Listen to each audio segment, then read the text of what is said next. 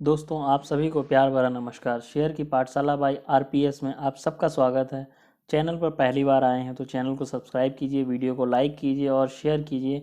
आपके लाइक मुझे और भी ज़्यादा मेहनत करने के लिए मोटिवेट करते हैं। दोस्तों आज फेड की मीटिंग चल रही है और इस मीटिंग के बाद आज जब ये मीटिंग कंप्लीट हो जाएगी उसके बाद ये पता चलेगा कि क्या रिज़ल्ट रहा है इस मीटिंग का, फेड ने क्या क्या डिसीजंस लिए, क्या बैंक्स के जो इंटरेस्ट रेट्स हैं उनको बढ़ाया जाएगा या किस तरीके से जो है यूएस फेडरेशन जो है अपने यूएस के अंदर होने वाली जितने भी महंगाई है उसको किस तरीके से वो कंट्रोल करेंगे, ये सब आज की मीटिंग के बाद पता चलेगा। और इसमें आप एक ये भी अंदाज़ा लगा सकते हैं कि यूएस का मार्केट कैसा परफॉर्म कर रहा है। तो इस मीटिंग का जो कंक्लूज़न हो सकता है, क्या रिजल्ट आ सकता है, वो यूएस मार्केट को देख करके या डाउ जोन्स को देख करके, नैस्डैक को देख के आप एक अंदाज़ा लगा सकते हैं कि क्या सिचुएशन रही उसकी। दोस्तों आज हम बात करने वाले हैं एक ऐसी कंपनी के बारे में, सॉफ्टवेयर कंपनी है, आईटी सेगमेंट की कंपनी है ये, और केपीआईटी टेक के बारे में बात करने वाले हैं। KPIT tech acquires 4 Technica companies for 640 crore की ये डील हुई है। यानी कि अगर बात करें तो 80 मिलियन यूरोज़ की ये डील हुई है कंपनी की। और कंपनी ने इस डील के ज़रिए जिन कंपनीज़ को एक्वायर किया हुआ है उनमें कंपनी का नाम है Technica engineering Germany, Technica electronics Barcelona Spain and Technica engineering Spain SL. इसके ज़रिए कंपनी ने इन 4 कंपनीज़ को एक्वायर किया हुआ है केपीआईटी टेक ने, और इसकी इन्फॉर्मेशन आज कंपनी के बोर्ड ने दी हुई है। और साथ ही साथ केपीआईटी ने जिन 4 कंपनीज़ को एक्वायर किया हुआ है इनका जो है लीडरशिप है automotive and production ready system prototypes में, यानी कि combination of network system architecture, hardware prototype integration and automotive Ethernet products and tools of validation में। अब बात करते हैं कंपनी के कुछ और सेगमेंट्स के बारे में।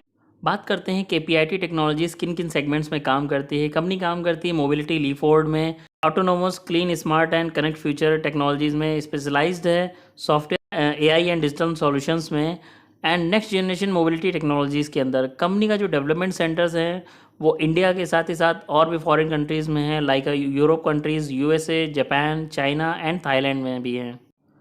आज जहां मार्केट के अंदर एक थोड़ी सी गिरावट देखने को मिली, बिकवाली का माहौल देखने को मिला, वहीं केपीआईटी के अंदर लगभग 4% का जो है market share price up down up देखने को मिला हमें।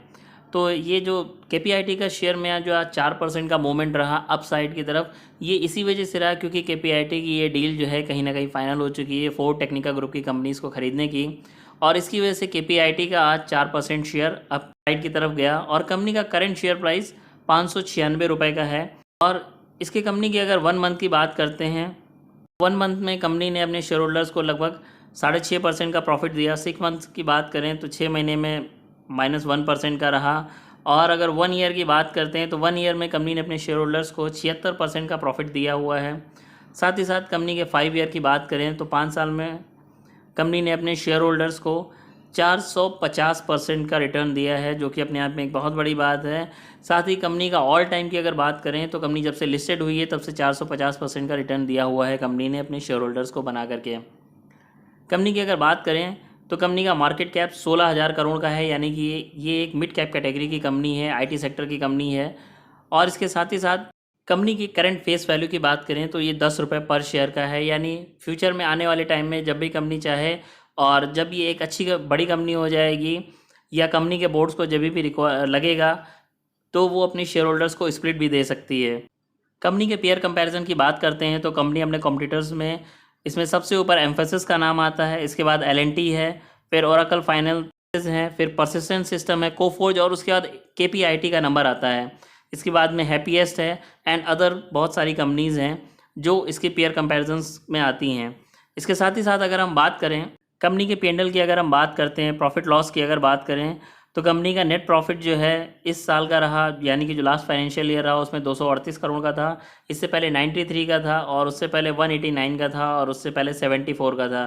तो कॉन्टीन्यूसली कंपनी जो है अपने प्रॉफिट्स को इंक्रीज़ करते जा रही है। कंपनी का ईपीएस भी काफ़ी अच्छे से अप ट्रेंड की तरफ चल रहा है, यानी कि लास्ट फाइनेंशियल ईयर की अगर बात करें तो ये 8.82 का था, उससे पहले 3.42 और उससे पहले 7 का था। देखिए थोड़ा सा अप एंड डाउन तो हर कंपनी में आपको देखने को मिलेगा, किसी साल कंपनी का प्रॉफिट बहुत अच्छा होता है और किसी साल कम होता है।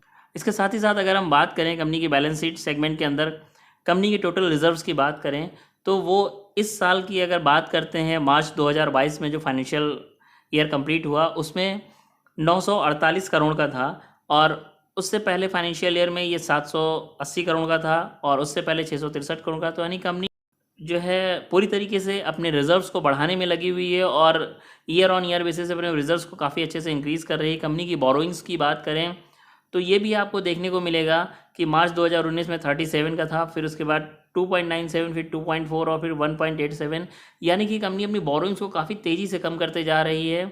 और ये एक अच्छा साइन है, कंपनी के पास एक काफ़ी अच्छा ह्यूज रिजर्व अमाउंट मौजूद है। कंपनी जब भी चाहे अपनी इस स्मॉल सी जो बोरोइंग है इसको भी कंप्लीटली फिनिश कर सकती है। इसके साथ ही साथ अगर हम बात करते हैं कंपनी के अगर डिविडेंड्स की, तो कंपनी ने अपने डिविडेंड्स कब कब इशू किए। कंपनी ने 12 अगस्त 2022 में एक डिविडेंड इशू किया था 1.85 रुपीज़ का, ये फाइनल डिविडेंड था। इससे पहले कंपनी ने 10 फरवरी 2022 को इंटरिम डिविडेंड दिया था, और इसी तरीके से कंपनी लगभग साल में 2 बार डिविडेंड अपने शेयर होल्डर्स को देती रहती है। कंपनी के अगर प्रमोटर्स की बात करें तो कंपनी के अंदर प्रमोटर्स की होल्डिंग करेंटली जो क्वार्टर रहा है जून 2020 का, इसके अंदर 47% का है। FIS का भी काफ़ी अच्छा इंटरेस्ट है 22% का। DIS की बात करें तो ये 11% का है, और पब्लिक की बात करें तो ये 19% का है। तो करेंटली आप देखेंगे तो थोड़ा सा up and down promoters and FIS, DIS and public के शेयर होल्डिंग्स में थोड़ा सा अप एंड डाउन होते रहते हैं। बट ऑल ओवर अगर बात करें तो काफ़ी अच्छा आपको प्रमोटर्स की होल्डिंग देखने को मिलेगी इस शेयर के अंदर। और अगर हम ये बात करते हैं कि शेयर के अंदर आपको क्या स्ट्रेटेजी अपनानी चाहिए, अभी इन्वेस्ट करना चाहिए नहीं करना चाहिए, देखिए अगर आपके पास 10 शेयर खरीदने के रुपए हैं तो मैं आपसे यही कहूँगा कि आप अभी 2 शेयर खरीदिए। मिड कैप कैटेगरी की कंपनी होने के साथ ही साथ थोड़ा सा तो रिस्क इन्वॉल्व रहता है, बट आपको एक अच्छा प्रॉफिट भी मिल सकता है, क्योंकि मिड कैप कंपनीज़ की जो सेक्टर की जो कंपनीज़ होती हैं उनके अंदर जितनी तेज़ी से वो ऊपर की तरफ भागती हैं वैसे ही वो नीचे की भी तरफ आती हैं। तो एक हमेशा ये चीज़ अपने माइंड में बना करके रखिए कि अगर आपको किसी भी शेयर को खरीदने के लिए 10 शेयर खरीदने की ताकत है, आपके पास रुपए हैं, तो उसमें आप हमेशा 1 या 2 शेयर से परचेज करते रहिए। जैसे जैसे उसका प्राइस अप एंड डाउन होता है तो उसी तरीके से आप अपनी स्ट्रेटजीज़ को इम्प्रूव करते रहिए। एक KPIT जैसी IT कंपनी के अंदर अगर इन्वेस्ट करना चाहते हैं तो मैं आपको यही राय दूंगा कि अगर आप इसमें इंटरेस्टेड हैं तो आप ज़रूर इसके अंदर जो है अपने परचेज़ को बढ़ा सकते हैं। और अगर आपने अभी तक कोई भी शेयर नहीं खरीदा है तो थोड़ा सा करेक्शन का वेट कर सकते हैं। जब इसका प्राइस थोड़ा सा डाउन आए तब आप इसे जो है परचेज़ की प्लानिंग कर सकते हैं, क्योंकि अभी इसका प्राइस लगभग 600 रुपये के आसपास है। जब ये थोड़ा सा डाउन देखने को आपको मिले लाइक 500, 400, 450, देखिए मार्केट में आए दिन करेक्शन होते ही रहते हैं, और कौन सा शेयर कब करेक्ट हो जाएगा ये किसी को नहीं पता है। तो इसलिए आपको अपनी होल्डिंग्स को जब भी मार्केट की गिरावट हो उसी समय आपको अपनी होल्डिंग्स को बढ़ाना चाहिए, क्योंकि वो आपके लिए एक अच्छा मौका होता है कि कम पैसे में आप एक अच्छा शेयर परचेज़ कर सकते हैं। किसी भी कंपनी में इन्वेस्ट करने से पहले उसका फंडामेंटल ज़रूर चेक करिए। ये वीडियो शेयर खरीदने के लिए मेरा कोई रिकमेंडेशन नहीं है। कोई भी फैसला लेने से पहले एक बार अपने फाइनेंशियल एडवाइज़र से ज़रूर सलाह लें। वीडियो को आखिरी तक देखने के लिए धन्यवाद। वीडियो लाइक करें और शेयर ज़रूर करें। Thank you very much.